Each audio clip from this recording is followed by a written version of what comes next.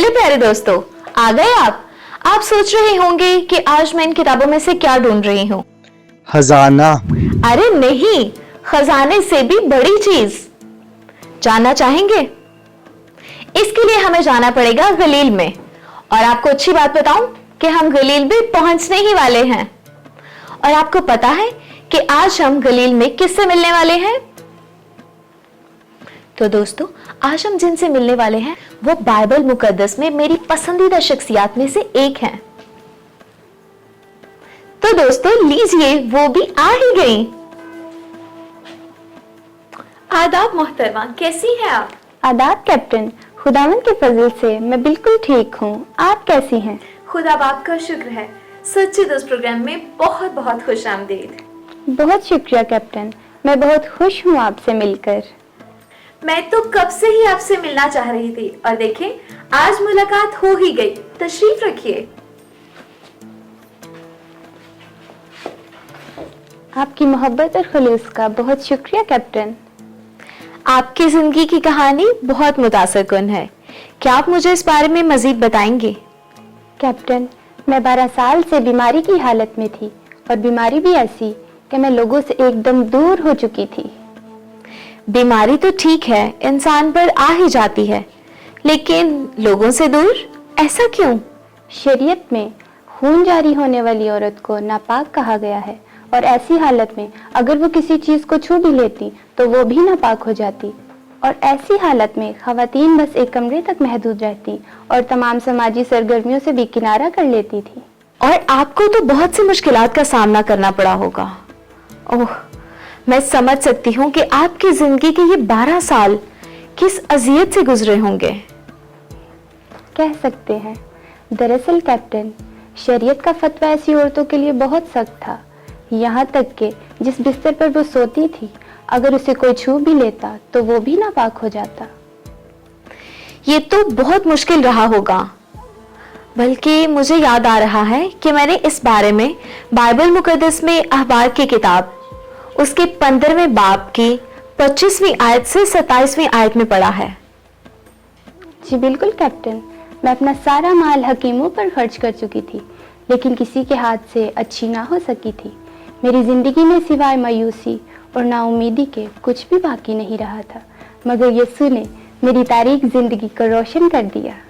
Hallelujah. बेशक आपने अपनी जिंदगी का लंबा अरसा दुख और तकलीफ में गुजारा, लेकिन आपने हिम्मत नहीं हारी। मुझे ये बताएं कि यीशु मसीह के बारे में आपको कैसे मालूम हुआ? कैप्टन, क्योंकि मैंने यीशु नासरी के बारे में सुन रखा था कि कुव्वत उसमें से निकलती है और लोग शिफा पाते हैं, अंधे देखते, बहरे सुनते और लंगड़े चलते हैं। खुदावंद की तारीफ हो। बेशक ईमान सुनने से पैदा होता है। कैप्टन, मुझे बस किसी भी तरह उस तक पहुंचना था। मैं जानती थी कि यह करना आसान नहीं होगा, क्योंकि हर वक्त यीशु के इर्द गिर्द बड़ी भीड़ होती थी और ऐसे में यीशु तक पहुंचना बहुत मुश्किल था। लेकिन मानना पड़ेगा, आपकी कमजोरी की हालत में भी आपका मजबूत ईमान आपको मसीह यीशु के पास ले ही गया। ये खुदा का काम है जिसने मुझे ईमान लाने की तौफीक दी, वरना मैं तो लोगों से छुपती रहती थी। मैं समझ सकती हूँ। मेरे साथ कोई नहीं था जो मुझे यीशु के पास ले जाता या यीशु को मेरे पास बुला लाता ताकि मैं शिफा पाऊं। इसलिए मैंने सोचा कि चुपके से भीड़ में जाकर उसकी पोशाक का किनारा ही छू लूं तो शिफा पा जाऊंगी और किसी को पता भी नहीं चलेगा। मगर क्या?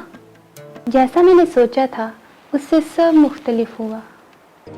फिर एक औरत जिसके 12 बरस से खून जारी था और कई तबीबों से बड़ी तकलीफ उठा चुकी थी और अपना सब माल खर्च करके भी उसे कुछ फायदा ना हुआ था, बल्कि ज्यादा बीमार हो गई थी।